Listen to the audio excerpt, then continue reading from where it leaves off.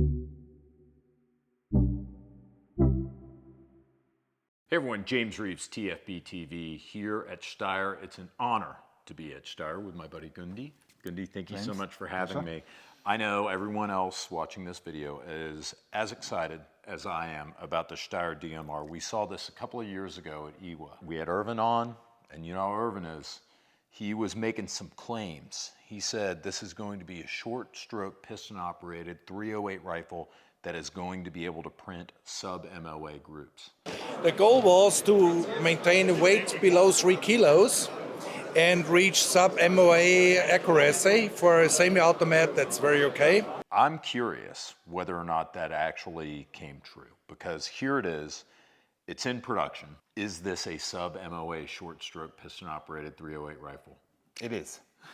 So Erwin was not lying, although you know we're in sales and usually we lie a lot. That's what we are paid for. Yeah, sure. But the lucky thing with our products, usually on accuracy, we don't have to lie. There was a little mistake in the first video because Erwin said it's below 3 kilogram. No, it's not. It's below 4 kilogram. And that was our aim. So the DMR 762, yes, we introduced it quite some time ago. And we were still not in production because there were minor things which we still wanted to change because when it comes out, it has to be perfect. So we have our first customer for it. So civilian market, unfortunately, still has to wait a little bit. Our capacity for this rifle is currently full. So our first customer is the EKO Cobra, the counter-terrorism unit of the Austrian police. And very important customer. Very important customer, and also they prove it nearly every year. Definitely one of the best counter-terrorism units in the world, and obviously they also need one of the best rifles in the world. Yeah, sure. That's why they chose our DMR 762, our semi-automatic marksman rifle, sniper rifle, call it whatever you want. I would call it a sniper rifle because it is really, really accurate. So what's so special about our DMR? First of all, it's in principle based on an AR-10 platform, but not 100% compatible, unfortunately. But what is compatible is the magazine and the drop-in trigger. So here we, for example, have a trigger tech trigger, very nice trigger. That's exactly how the EKO Cobra wanted it. Buttstock, you can mount whatever you want. This design, as you see it here, is the actual EKO Cobra rifle, only they use a different scope with this Fab Defense adjustable stock, but you can mount whatever you want. Now about that, I noticed that this looks like a conventional AR-15, AR-10 buffer tube stock, but this is actually a folding stock, and unlike your traditional AR-15, AR-10, you don't need like a recoil buffer or recoil spring in the stock for it to function. Correct. You don't need that, so that's specially designed because they also want to shoot it when it's folded in emergency. They always have very special requirements, and also with this rifle, of course, they usually carry it on their back or in a little backpack or in a little sports bag or something like this. So they usually use it folded, and if there is not enough time to unfold it, they could shoot. Right, sure. Emergency. But very important for it to have a very small footprint. Talk to me about the features moving forward. So the rifle, as you see it here, you will also not get it in this way at the first stage because we will have the first rifles in black. So this flat dark earth also is especially now for the EKO Cobra. Standard dust cover, standard AR-10 magazine. Also here, it's opened a little bit to the side that you can more easily load the magazine also from the side. Low profile, again. So if you're laying prone, you're looking through an optic, it's easier for you, instead of having to lift the gun and raise your profile, you can go in from the side. Correct. You can go in from the side. Fully ambidextrous bolt release and magazine release on both sides. Safety-wise, the EKO Cobra, because they're also using the AUG, they wanted the push-through safety as they are used. Interesting. So you have a push-through safety. Not a typical like AR style lever, because they're used to the AUG. To the AUG. But of course, also for our AR users in the world, it's prepared to also have a standard safety. Okay, so I could swap it out? Yes. That's cool. Yes. So probably if we are able to bring it to the US, it will have a standard AR safety. Okay. Or however the customer wants it. It's a piston driven, as was already mentioned in the first video. But in general, the system, how did it start? So we were working on a tender for an export market where they were looking for a 7.62 assault rifle under 3 kilogram. And that's what it was designed for. Unfortunately, we didn't proceed in this tender for different reasons. So we said, okay, now we have the platform, now we have the system, the general system. What rifle is missing in our portfolio? And we from the sales team said, well, we need a DMR. The future is, I believe, in DMRs. There are many on the market, or let's say some on the markets, but we are Steyr, we need something special. Right. First of all, the accuracy is extremely important for us. You have to imagine this rifle for the EKO Cobra. I would not buy it that way, but they want it. Has a 13-inch barrel, so super short barrel. Yeah. So I usually would say a 16-inch or 20-inch barrel would be the way to go. It's a DMR, it's not an assault rifle yet. But it's below 4 kilogram with this 13-inch barrel. Of course, M-lock, forend, very long Picatinny rail. And one very special thing, yes, it is AR style, but charging handle, Steyr has to make it different, of course. So we have the charging handle on the left.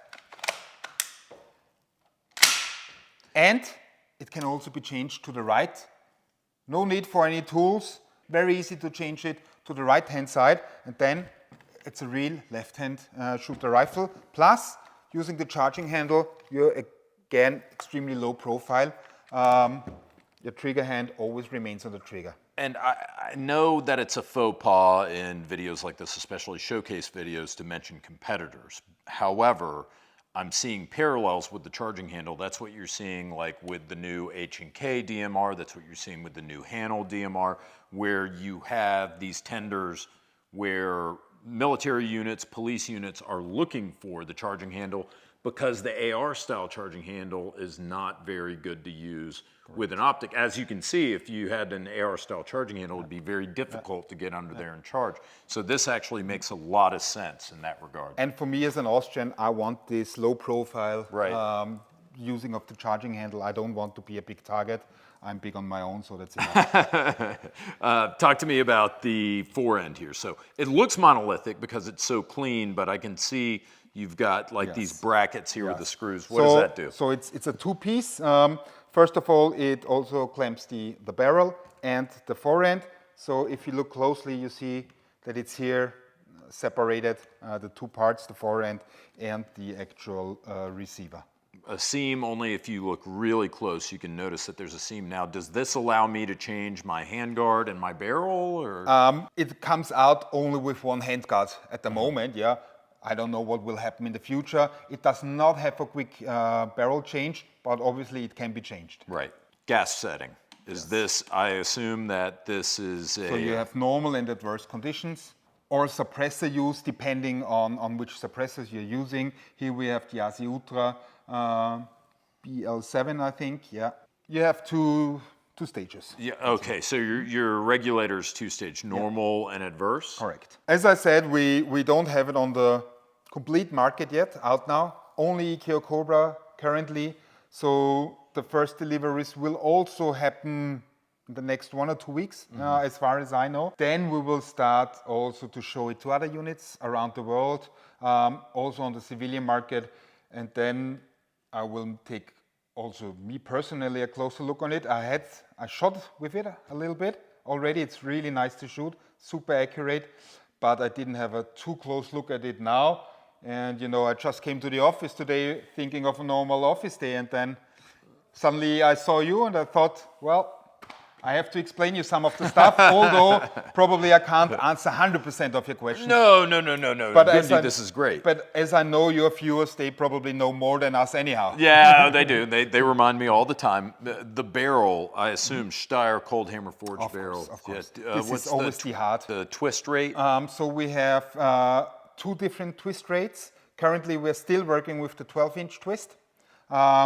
We already developed 10-inch twist, and we're also thinking of the 8-inch twist, but it's not happening now. So currently, we still go with the 12-inch plus. We could, in principle, also say 10-inch twist already. As we sit here, it's mid-November. You're saying more or less these are going to be out. They're going to be issued to Cobra in the next couple of weeks. So around early December, end of November.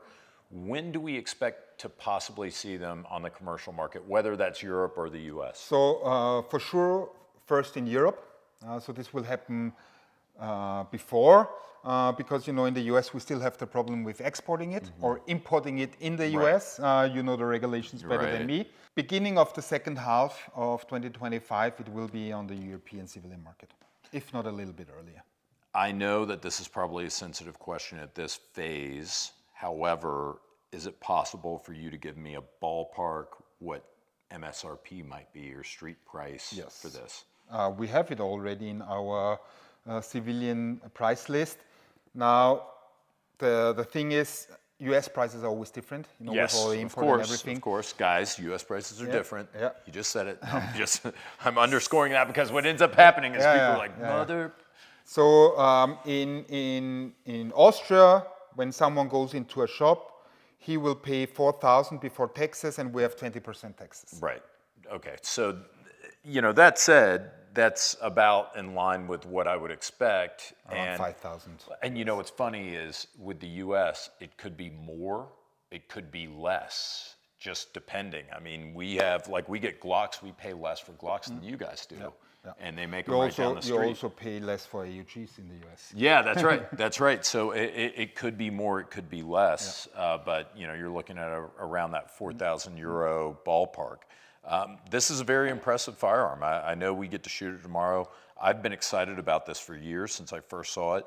What's appealing to me about this is the fact that you've got like an assault rifle, battle rifle style, very compact profile, but you have a gun that's capable of MOA or sub-MOA accuracy, even though it looks like just a regular patrol rifle. So it's quite amazing. It's lightweight, it's versatile, it's well featured. I think this is one of the best guns that you guys have made in a long time. So Gundy, I want to say thank you for showing me this rifle that we've all been excited to see, and I want to say thank you, TFB TV viewers, for watching. Stay tuned. Steyr has been gracious enough to let us tag along this week, see some new stuff, shoot some new guns. We're going to bring it all to you. Stay tuned.